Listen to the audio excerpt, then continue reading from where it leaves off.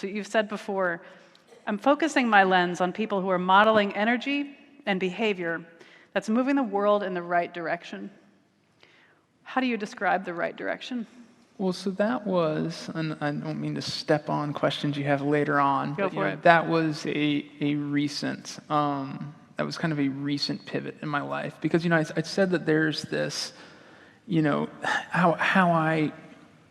the entire decision to do Humans of New York was based on that moment where I realized that so much of my energy was going after prestige, which is much more subtle than money. It's easy to identify when you're going after money.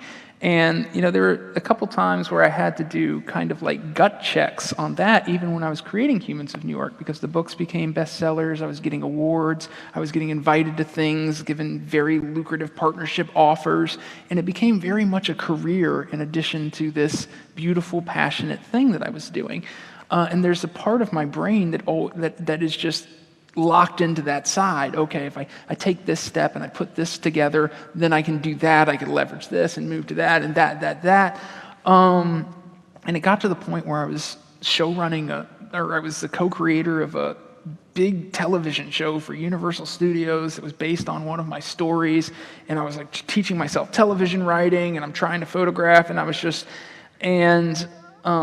had a health scare. I won't go too much into the details of that just because it takes too long and it's boring, but I thought I had a fatal autoimmune disease and I had a 7-year lifespan. And it was a month or 2 months before it was finally ruled out.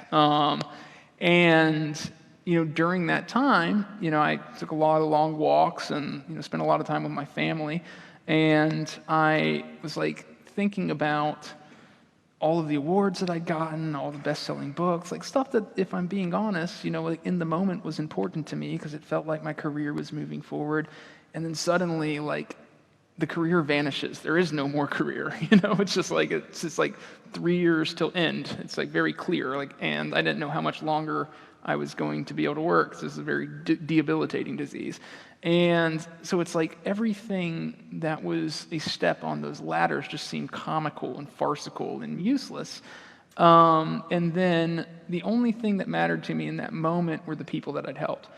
At least this refugee isn't in Syria anymore. At least we raised money for this person to go to college. At least it's in those, in that moment, those were the only things that mattered. And so then after I found out I have an autoimmune disease, but not the scary one, I have been trying to calibrate my work and the stories that I choose. It's not random anymore.